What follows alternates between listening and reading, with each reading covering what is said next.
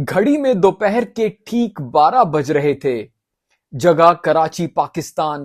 तारीख 1 मार्च 2022। अख्तर कॉलोनी की भीड़भाड़ वाली सड़कों के बीच क्रेसेंट फर्नीचर नाम की एक मामूली सी दुकान है। दुकान का मालिक जावेद अखुंड अपनी कुर्सी पर बैठकर ग्राहकों का इंतजार कर रहा था।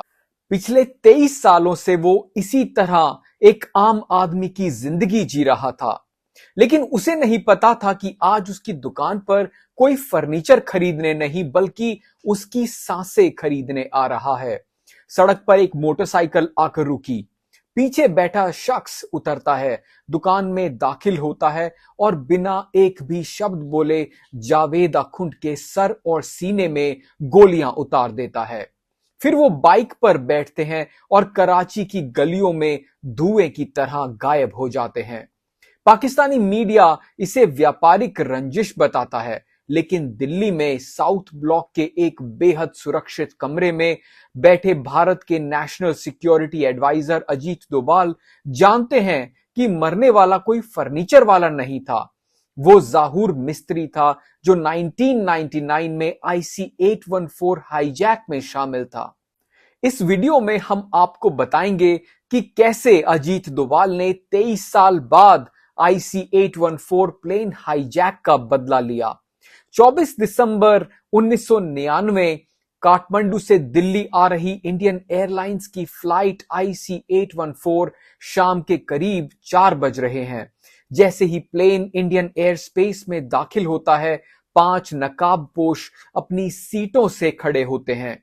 इन पांचों के कोड नेम थे चीफ, डॉक्टर, बर्गर, शंकर और सबसे खतरनाक भोला। पायलट देवीशरण ने सूझबूझ दिखाते हुए प्लेन को अमृतसर के राजा सांसी एयरपोर्ट पर लैंड करवा दिया था। प्लेन में फ्यूल काफी कम था, वो उड़ नहीं सकता था। ये भारत की जमीन थी, हमारे कमांडोज वहां पहुंच सकते थे। पूरे 45 मिनट तक वो प्लेन अमृतसर के रनवे पर खड़ा रहा। दिल्ली में क्राइसिस मैनेजमेंट ग्रुप की मीटिंग चल रही थी। अफरा तफरी का माहौल था और फैसला लेने वाला कोई नहीं था। NSG को वहां पहुंचने में वक्त लगता। पंजाब पुलिस जिम्मेदारी लेने को तैयार नहीं थी। सबके मन में यही चल रहा था कि इस बात की जिम्मेदारी कौन लेगा कि अगर मिशन फेल हुआ तो कौन जवाब देगा। इसी डिलेमा में अमृतसर एयरपोर्ट पर एक भयानक गलती होती है। अधिकारियों ने प्लेन को रोकने के लिए रनवे पर एक फ्यूल बाउजर भेजा, लेकिन वो इतनी लापरवाही से चलाया गया था कि हाईजैकर्स को शक हो गया। प्लेन के अंदर जहूर मिस्त्री उर्फ भोला अपना आपा खो बैठा। उसे लगा कि पुलिस हमला करने वाली है। वो अपनी क्रूरता का सबूत देने के लिए 25 साल के रुपिन कतियाल को उठाता है और बेरहमी से उसे चाकू से मार देता है। पायलट को मजबूर होकर बिना फ्यूल के ही प्लेन उड़ाना पड़ता है। वो 45 मिनट भारत के इतिहास के सबसे महंगे मिनट साबित हुए। अजीत डोभाल बाद में कहते हैं कि अगर उस दिन हमने हिम्मत दिखाई होती तो हाईजैकर्स वहीं मारे जाते। अमृतसर से जैसे तैसे उड़ान भरने के बाद प्लेन पाकिस्तान की सीमा में दाखिल हुआ, लेकिन मुसीबतें अभी शुरू ही हुई थी। फ्यूल गेज 0 की तरफ बढ़ रहा था। कैप्टन देवीशरण के पास कुछ ही मिनट्स का फ्यूल बचा था। उन्होंने लाहौर ATC से संपर्क किया और लैंडिंग की परमिशन मांगी, लेकिन परमिशन नहीं मिली। पाकिस्तान ने ना सिर्फ लैंडिंग से मना किया बल्कि लाहौर एयरपोर्ट की सारी लाइट्स बंद करवा दी। रनवे पर गुप अंधेरा था। पाकिस्तान नहीं चाहता था कि यह मुसीबत उनके सर पर आए। कैप्टन देवीशरण ने एक आखिरी दांव खेला। उन्होंने ATC से चिल्लाकर कहा, मेरे पास फ्यूल नहीं है, मुझे रनवे नहीं दिखाई दे रहा, मैं प्लेन को किसी हाईवे या सड़क पर क्रैश लैंड करने जा रहा हूं। यह धमकी काम कर गई। प्लेन के अपने शहर में क्रैश होने के डर से लाहौर ATC ने तुरंत रनवे की लाइट्स ऑन कर दी। प्लेन लाहौर में उतरा, वहां उसे फ्यूल मिला, लेकिन पाकिस्तान ने प्लेन को रुकने नहीं दिया। हाईजैकर्स का अगला प्लान था कांधार। लाहौर से फ्यूल लेकर प्लेन ने कांधार की तरफ उड़ान भरी। लेकिन तब तक रात गहरी हो चुकी थी। जब प्लेन अफगानिस्तान के ऊपर पहुंचा तो एक नई समस्या खड़ी हो गई। कंधार एयरपोर्ट पर नाइट लैंडिंग की फैसिलिटी ही नहीं थी।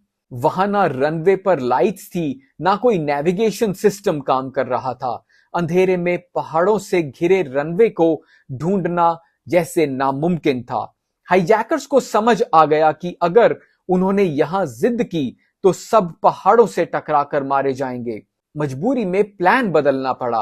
अब प्लेन को सबसे नजदीकी और मॉडर्न एयरपोर्ट की तरफ मोड़ना पड़ा, जहां रात में लैंडिंग हो सके। वो जगह थी दुबई।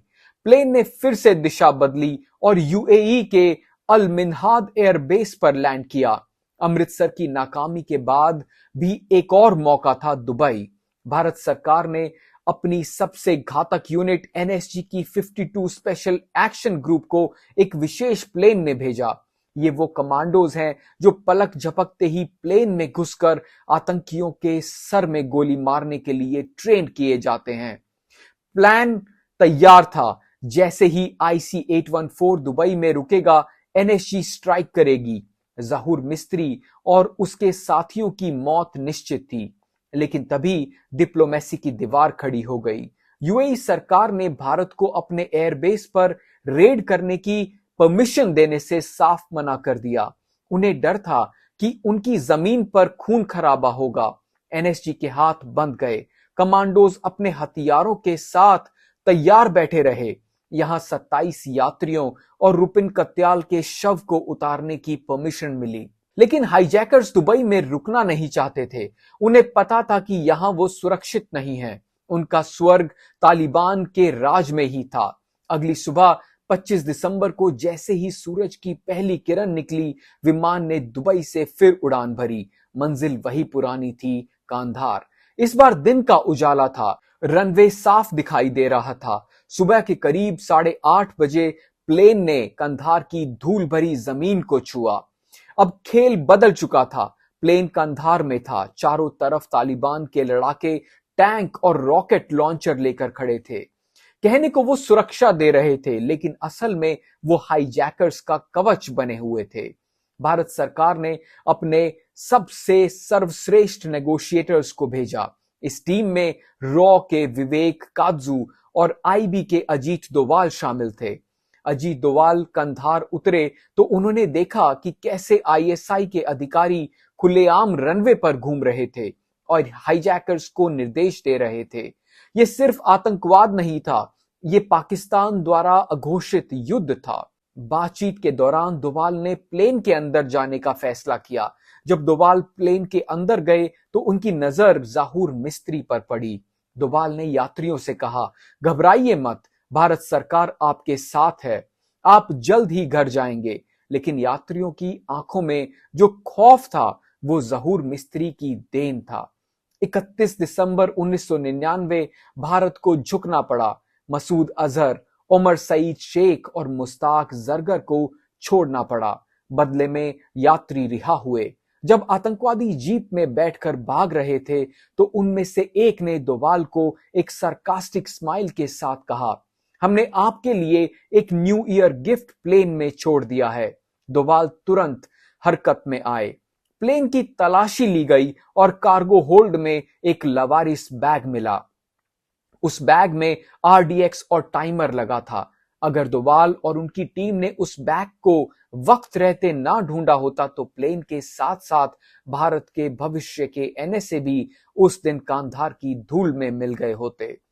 जहूर मिस्त्री सिर्फ भागा नहीं था, वो भारत के सबसे काबिल अफसर को मारकर जाना चाहता था। डोवाल उस दिन बच गए, लेकिन जब वो मसूद अजहर और जहूर मिस्त्री को कंधार के रेगिस्तान में ओझल होते देख रहे थे तो उनकी आंखों में हार नहीं बल्कि बदले की आग थी। एक ऐसी आग जो 23 साल तक बुझी नहीं। साल बीतते रहे, सरकारें बदलती रही, लेकिन अजीत डोवाल ने फाइल बंद नहीं की। 2014 में जब अजीत डोवाल भारत के नेशनल सिक्योरिटी एडवाइजर बने तो भारतीय सुरक्षा नीति में एक भूकंप आ गया। इसे दुनिया आज डोवाल डॉक्ट्रिन के नाम से जानती है। पुरानी नीति थी, बचाव करो, डॉजियर सौंपो और भूल जाओ। डोभाल की नीति थी हल्ला मत करो, बस जड़ से मिटा दो। उनका मानना था कि आतंकवादियों के लिए कोई एक्सपायरी डेट नहीं होती, चाहे 2 साल लगें या 20 साल। अगर आपने भारत का खून बहाया है तो हम आपको पाताल से भी ढूंढ निकालेंगे। ज़हूर मिस्त्री पाकिस्तान में एक नई पहचान के साथ छिपा हुआ था। वो जावेद अखुंड बन गया था। उसने शादी की, बच्चे पैदा किए और कराची में फर्नीचर का धंधा शुरू कर दिया। उसे लगा भारत 1999 को भूल चुका है, लेकिन भारतीय खुफिया एजेंसीज ने उसे सीधे नहीं ढूंढा। उन्होंने नेटवर्क मैपिंग का इस्तेमाल किया। रॉ ने जैश ए मोहम्मद के टॉप कमांडर्स, खासकर मसूद अजहर और उसके भाई रौफ असगर पर नजर रखनी शुरू की। इंटेलिजेंस को एक अजीब पैटर्न मिला। जैश के बड़े आतंकी अक्सर कराची की अख्तर कॉलोनी के एक खास इलाके में जाते थे। वहां कोई ट्रेनिंग कैंप नहीं था, कोई मस्जिद नहीं थी, वहां सिर्फ एक फर्नीचर की दुकान थी, क्रेसेंट फर्नीचर। शक की सुई क्रेसेंट फर्नीचर के मालिक जावेद अखुंड पर घूमी। ग्राउंड पर मौजूद एसेट्स ने उस दुकानदार की तस्वीरें ली। इन तस्वीरों को 1999 की धुंधली तस्वीरों और स्केच से मैच किया गया और कंफर्म हो गया वही ज़हूर मिस्त्री है। पता चला कि वो अपनी सुरक्षा को लेकर लापरवाह हो चुका था। उसे लगता था 23 साल बहुत लंबा वक्त होता है, भारत भूल चुका होगा। वो दुकान पर अक्सर अकेला बैठता था, बिना किसी बॉडीगार्ड के। यही वो विंडो अपॉर्चुनिटी थी जिसका इंतजार था। और फिर आया वो दिन, 1 मार्च 2022। कराची, पाकिस्तान। सुबह के 11 बजे अख्तर कॉलोनी की संकरी गलियां अपनी रोजमर्रा की रफ्तार से चल रही थी।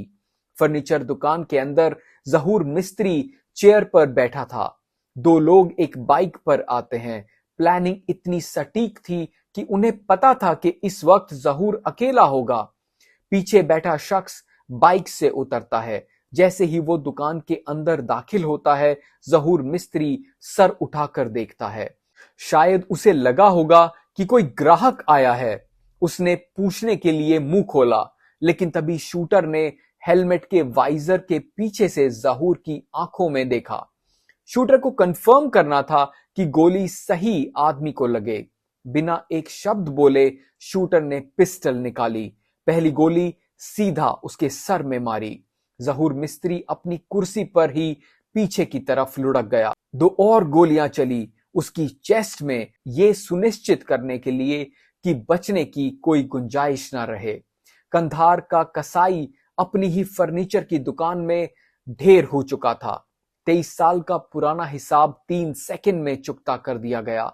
शूटर दुकान से बाहर निकला, वापस बाइक पर बैठा। राइडर ने एक्सेलरेटर दिया और अगले ही पल वो कराची की भीड़ में धुएं की तरह गायब हो गए। जब तक पाकिस्तानी पुलिस और एम्बुलेंस वहां पहुंची, तब तक ज़हूर मिस्त्री का खेल खत्म हो चुका था। मीडिया ने शोर मचाया, व्यापारी की हत्या के बारे में बात की। पुलिस ने कहा लूटपाट का मामला है। पाकिस्तान ने शुरू में इसे छुपाने की कोशिश की, लेकिन सच तब सामने आया जब ज़हूर मिस्त्री के जनाजे में जैश ए मोहम्मद के बड़े आतंकी शामिल हुए। मसूद अजहर का भाई खुद वहां मौजूद था। इस तरह अजीत डोभाल ने 23 साल बाद कंधार हाईजैक का बदला लिया। अमृतसर में जो गोली नहीं चली थी, दुबई में जो रेड रोकी गई थी और कंधार में जो मजबूरी थी, उन सब का जवाब 2022 में कराची में दिया गया। दोस्तों, आपको क्या लगता है, क्या अननोन गनमैन वाली ये रणनीति भारत को और अग्रेसिव रूप से अपनानी चाहिए या डिप्लोमेसी का ही रास्ता सही है? अपने विचार नीचे कमेंट्स में जरूर लिखें। अगर आपको ये वीडियो पसंद आया है और आप भारत की खुफिया ऑपरेशंस पर और कहानियां देखना चाहते हैं तो चैनल को सब्सक्राइब कर लें। आज की वीडियो में बस इतना ही। नेक्स्ट वीडियो में मैं आपको उस इंडियन पायलट की कहानी सुनाऊंगा जो पाकिस्तान से पैदल ही इंडिया तक बच के आया। नमस्कार, मैं मनोज शर्मा।